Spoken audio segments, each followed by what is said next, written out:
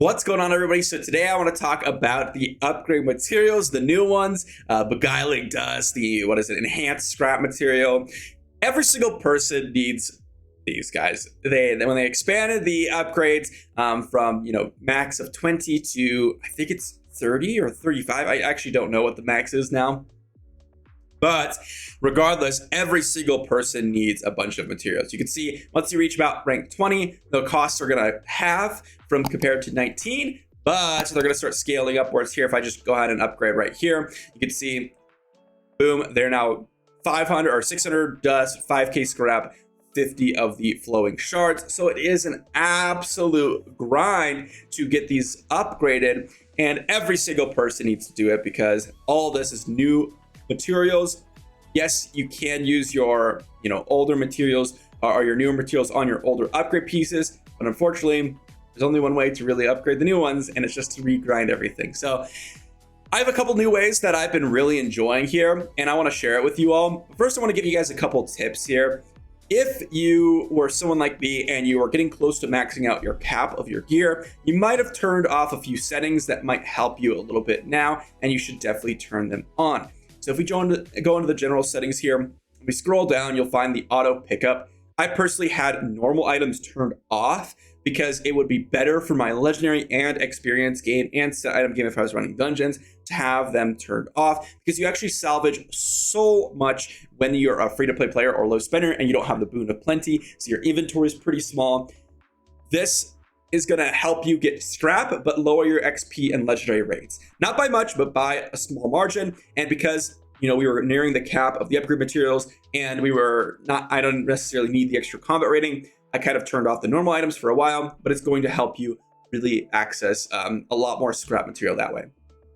Also, important thing to note, the equipment upgrade materials management. If you are going to upgrade materials or upgrade your gear pieces, you can actually use lower tier and higher tier salvage materials for upgraded. This is going to automatically use all your materials when applicable, rather than just the ones that are meant for that gear upgrade. For example, here you can see this one says 8k scrap, 1k dust, and 60 glowing shards. If I just jump into my inventory here, scroll, where is it?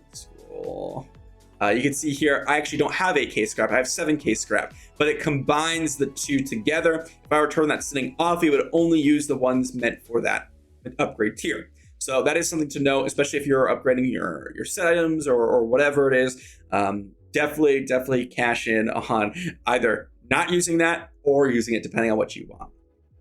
Then we have one other, or I guess two other tips here in the Paragon trees. There's obviously really viable ways to use Treasure Hunter here, because we're getting a 75% increase in equipment drop rate in elites monsters. So this is going to massively increase your drop rate of every piece of gear. So it's just going to increase your upgrade material gain. So super important that you're running this anytime you are open world farming. This is really going to amp up your gear gain. Then we have Vanquisher. And this is something that I've also really enjoyed. This is something that's going to help you stay out in the field longer. 3 extra inventory rows. Don't underestimate this. If you're spending, I don't know, 30 seconds, 40 seconds going back and salvaging or using the portal and getting yourself ready, or let's say just 20 seconds, that adds up over the course of many days, many weeks of farming, which you will be doing because these are not going to cap out anytime soon. So I definitely recommend you guys run the extra inventory rows. It really helps out if you guys have not bought the boon of plenty, which me personally, I haven't bought the boon in 4 months, and the inventory space is crazy small. Okay, so that's going to be everything about the couple tips. Now let's go into some methods that I've not mentioned in previous videos, because I've done a couple videos on this, so I will straight up mention the methods that I've mentioned in previous videos are arguably still the best, but also the most intensive. So if you're looking to get a lot of upgrade materials, the best way to do it is to park yourself in Realm of Damnation in the Plains of Torment, run in a circle right here, or go to library, go farm in a couple of areas around here, like the stationary farm over here, and then just use your tomes and get the dust that way. However, if you're not someone that actually has a group farm available or something like that, there's a few other methods here that I want to mention that I've been personally using that you can do solo or in a group. If you do it in a group, it's going to be a little bit better, that you can get a few extra scrap materials or dust or whatever. First thing is actually the adventure seeker over here and doing the side quests. Now, I believe you can do 3 per day. Correct me if I'm wrong. But what you're going to come over here and do is you're going to go through here, pick up your side quests or whatever, and then do the side quests in whatever zone it takes you to. For me, I have the Ashfield Cemetery here. Now, what's also nice about this is you can actually pick up other side quests along the way. And while you're doing that, this is going to give you extra monsters to kill, extra dust from the quests at the end, and just give you a lot of value here. Again, when you're running through these zones, I like to go ahead and kill off the enemies when you're walking, because obviously it's going to give you more XP and more loot, potentially, if you're killing off the enemies. Pretty self-explanatory there.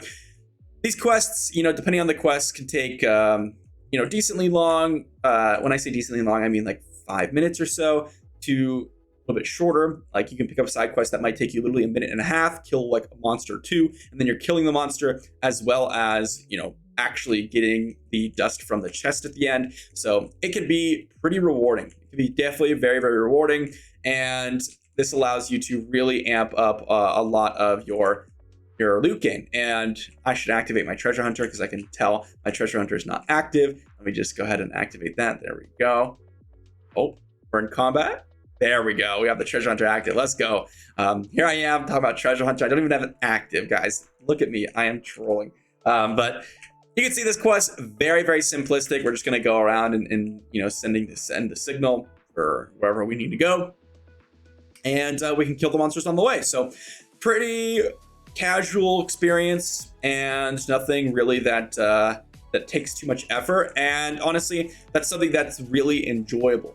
It's not super intensive, it's very casual, and it actually does give you a really good return on time spent for your upgrade materials. So if you're someone that doesn't really like to participate in the open world farming, this is a great way to go ahead and get some extra dust. Now, as you can see here, boom, we just got 3 dust from the first part of that and some gear. Very, very nice. Honestly, dust is one of the major bottlenecks. Scrap material is another bottleneck for sure, but you oftentimes will have to turn in your scrap into dust for your upgrade materials. Now, another way here, guys, and I'll just talk about this while we're going to the next side quest so you guys can see, is bounties. Bounties are another way that I've been really enjoying getting some extra upgrade materials. If you're looking for strict XP and legendaries, by the way, guys, this is a lot worse. Both bounties and the side quests I've found, if you compare it to group open world farming, either in the ship farm while you're multitasking or while you're just going through and doing Realm of Domination. Now, you do have to find a consistent group, so if you're not able to do that, then it's a lot worse.